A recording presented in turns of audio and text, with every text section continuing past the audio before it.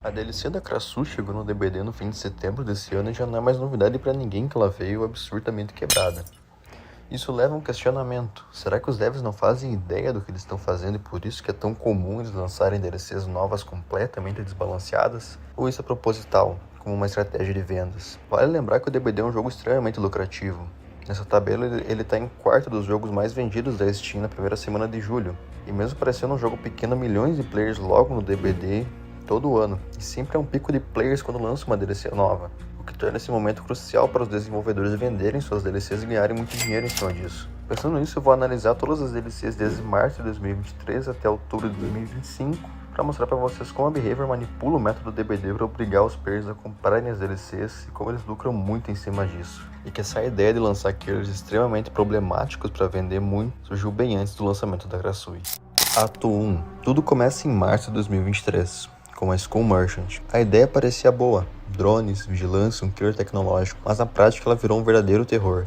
Não pela sua aparência, não pelo seu poder, mas pela sua capacidade de segurar a partida. Jogadores relatavam partidas intermináveis. Os fóruns explodiram dizendo que ela estragava o meta. Era possível segurar a partida infinitamente, ou até o servidor fechar, o que levava uma hora. Nesse contexto ocorreu a histórica partida entre o jogador CM9i, que é um jogador relativamente iniciante, pelo menos na época era, contra o maior time de DBD competitivo do mundo, a Eternal. E mesmo perdendo, esse jogador provou seu ponto, ele segurou a partida por mais de 50 minutos. E se o melhor time do mundo sofreu por mais de 50 minutos contra um jogador relativamente iniciante, imagina como era a média das partidas públicas do DBD nessa época. Esse killer possivelmente foi o maior erro da Behavior. Os devs não conseguiram fazer ela se adaptar ao jogo, então eles tiveram que fazer o jogo inteiro se adaptar a ela. Alguns meses depois surgiu uma nova mecânica chamada anti-trigen, algo nunca antes pensado em ser implementado no jogo. O killer não poderia mais segurar um trigen porque agora a entidade bloquearia os gens depois de 8 regressões. Além disso, todo o método de regressão de gens teve que ser mexido. Perks como Erupção, Call of Brine, Pop, Arruinar, tudo isso teve que ser mudado simplesmente pela existência desse boneco. Além disso, uma nova perk bem polêmica também surgiu nessa DLC, o Background Player, ou jogador tátil, que dava uma velocidade absurda quando o killer pegava alguém do colo. Essa perk dominou o método dos sobreviventes por muitos meses, porque ela era extremamente forte para fazer pallet saves, flashlight saves ou flashbang saves, e que mais tarde também foi nerfada. O padrão é sempre o mesmo. Uma DLC nova lança com um killer ou perk extremamente quebrado, os jogadores compram para testar enquanto ele ainda não for nerfado, ou os mais inocentes acham que ela vai ser assim para sempre. Tem um pico de venda inicial e depois de algumas semanas, quando as vendas caem, a Behavior lança um patch notes de balanceamento depois de encher o bolso de dinheiro. Ato 2. Singularidade. 3 meses depois, chegou a DLC da Singularidade.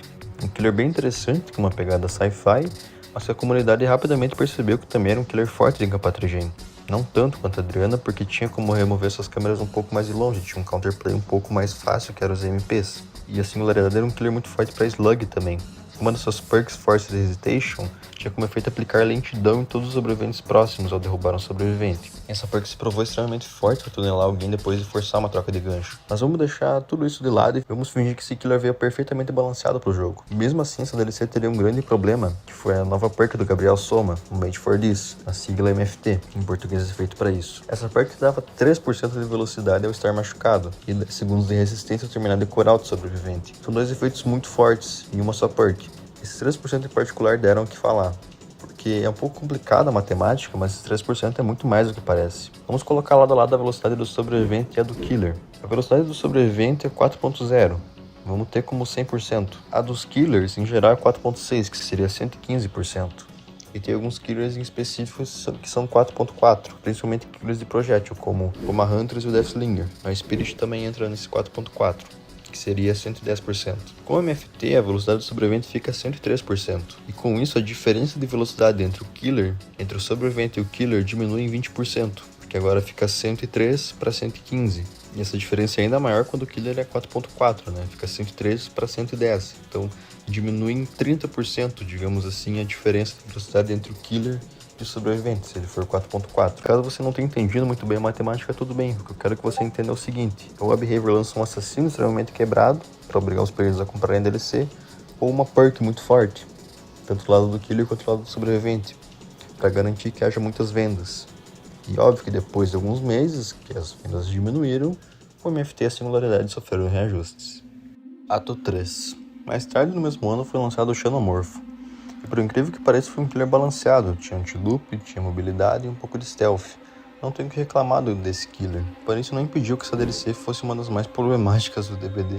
Primeiro, o custo da DLC foi mais elevado que o normal, porque os devs acharam uma boa ideia fazer uma venda casada. Isso mesmo, a DLC tinha incluso uma skin do Alien que era obrigatória você comprar, e isso aumentava o preço. Mas o maior problema dessa DLC sem dúvida foi a perk Ultimate Weapon, ou Arma Suprema em português.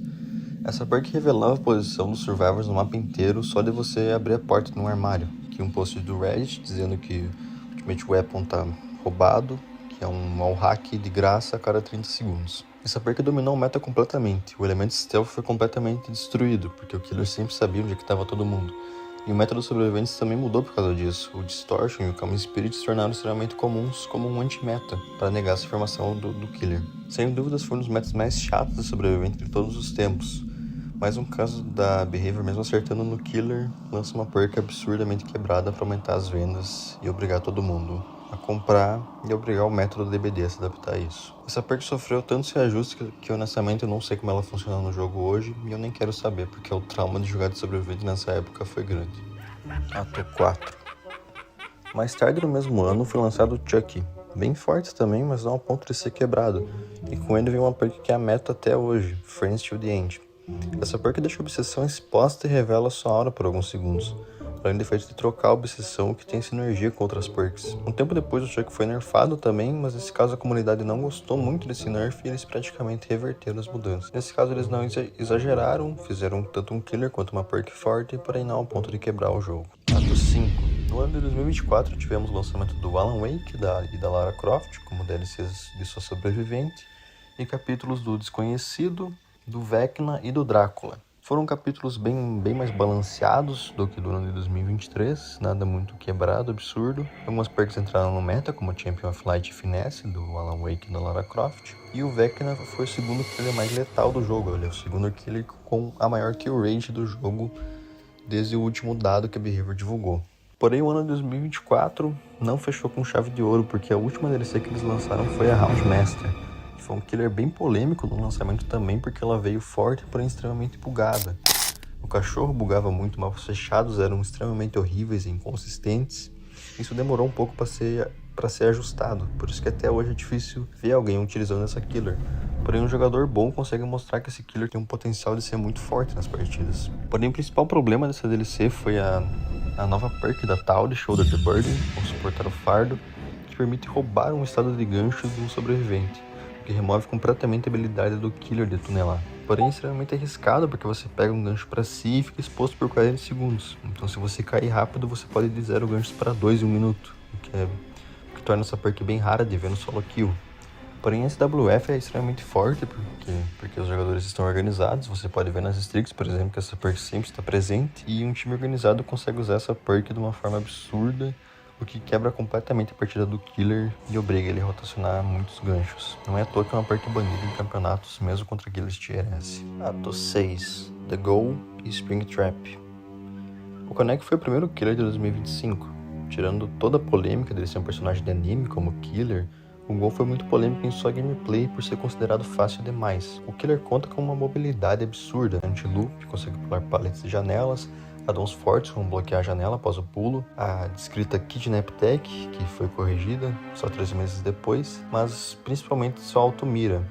O Connect chegou ao jogo com uma mira automática de um sobrevivente que basicamente garantia o hit. Alguns dizem que ele é um Legion melhorado, porque antes era o Legion, o killer que machucava todo mundo. Agora o Connect sai voando e atravessa o mapa, e no mesmo dash que ele usa para mobilidade, ele já machuca os sobreviventes com uma auto-mira do tamanho de um Fiat Uno. Algumas semanas depois, como sempre, chegou um nerf. A mira automática do Connect foi reduzida pela metade, alguns números foram mexidos, e mais tarde tiraram a Kidnap Tech. E mesmo depois desses nerfs, o boneco continua sendo um dos mais fortes do jogo, mas a principal crítica é em relação à sua facilidade. Muitos sobreviventes criticam que não há mérito em pegar um hit através de uma mira automática gigante, e que é impossível errar e que não tem como desviar do primeiro hit. O MFT, que tinha sido nerfado para funcionar só em ferida profunda, voltou ao método no lançamento do Gol, porque o killer se tornou tão comum que valia a pena usar essa perk específica que só funcionaria contra ele. Sem dúvidas, fazer killers mais fáceis de acessíveis ajuda muito em sua popularidade. Há quem argumente que essa mira gigante do Go é um mecanismo de acessibilidade para facilitar a vida de quem joga no controle. Ou então tragam um Nobel da Paz para a Behavior, né? Depois de 9 anos de jogo eles resolveram pensar nos consolistas. Mas sabe o que mais que teve nessa DLC? Vantagens por utilizar uma skin lendária.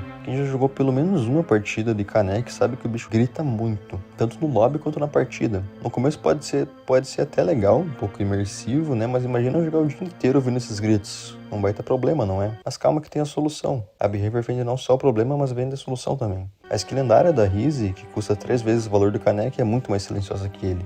Ela não grita nem no lobby e nem nas partidas. Então, você que não gosta da ideia de ficar surdo enquanto joga, ou quer conseguir escutar melhor os passos dos sobreviventes sem um King Canek gritando no seu ouvido, paga 50 pra Behavior que você consegue a solução. Falando em Pay to Win, a próxima DLC do Springtrap tem o mesmo problema. O Springtrap é extremamente barulhento, o que prejudica em muito o seu stealth.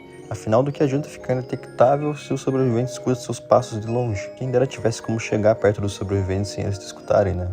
Pera, tem como? A skin lendária do Glitch Trap é extremamente silenciosa. Os passos deles são muito difíceis de escutar.